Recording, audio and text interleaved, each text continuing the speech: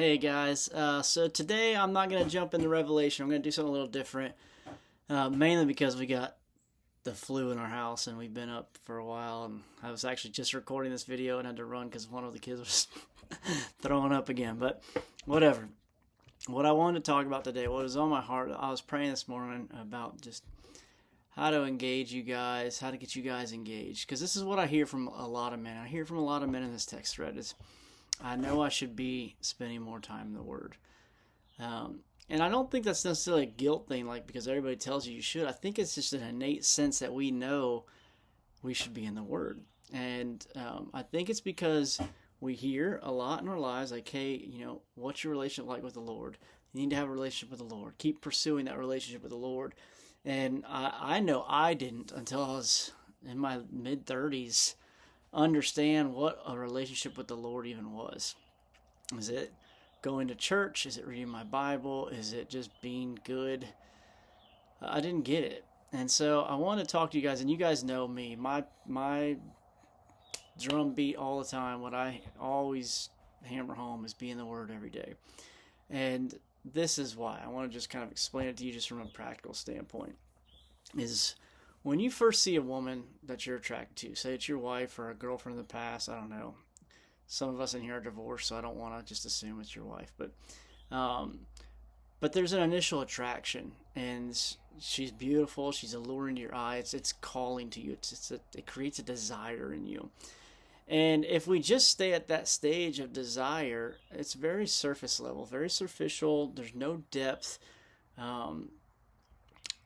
Now, that desire, that attraction can remain for a long time, but without something deeper, the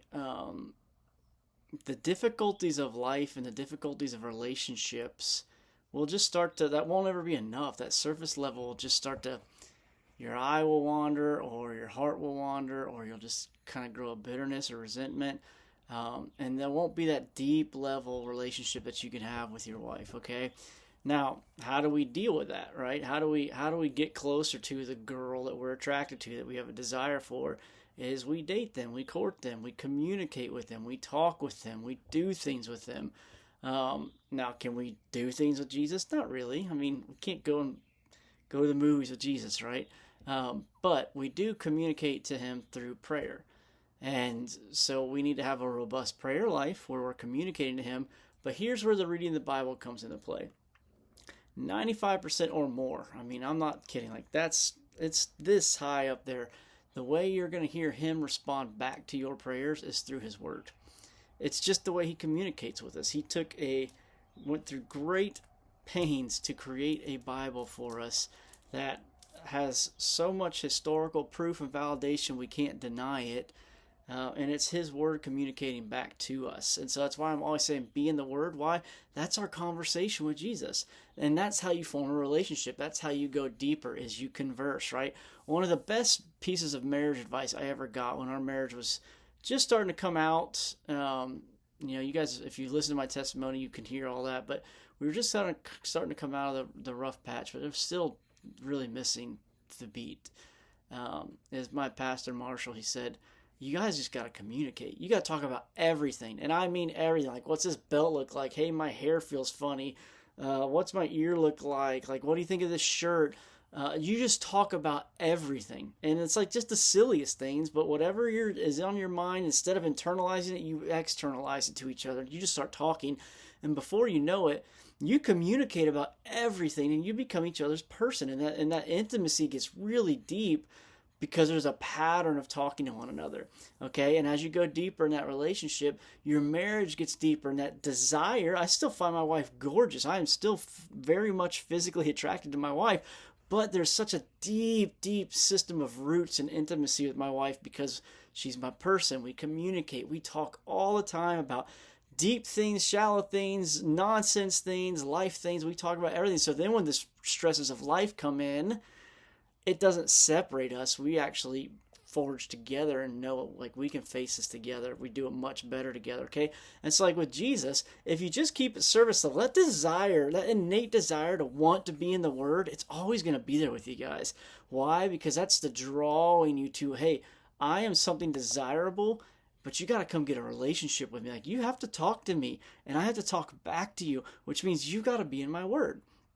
It's that simple, guys. And in your prayer life, start taking everything to Jesus. Just talk to him throughout the day. And then when you get in your word in the morning, see where he shows up and talks back to you. And it will start to shock you, I promise you. But you can't just do it once a week. You can't just do it once a month or twice a week.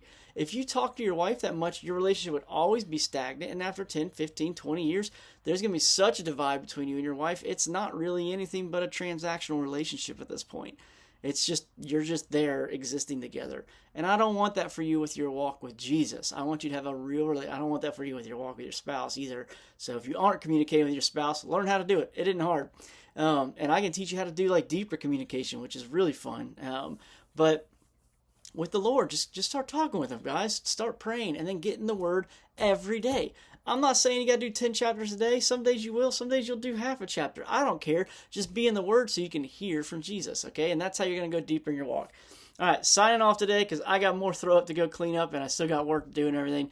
Love you guys. Praying for you. Hope you have a wonderful day. And we'll pick up with the Church of Philadelphia maybe tomorrow. I don't know. I might be coming down with the flu too, so we might be taking a little bit of a break here. But all right, see you guys.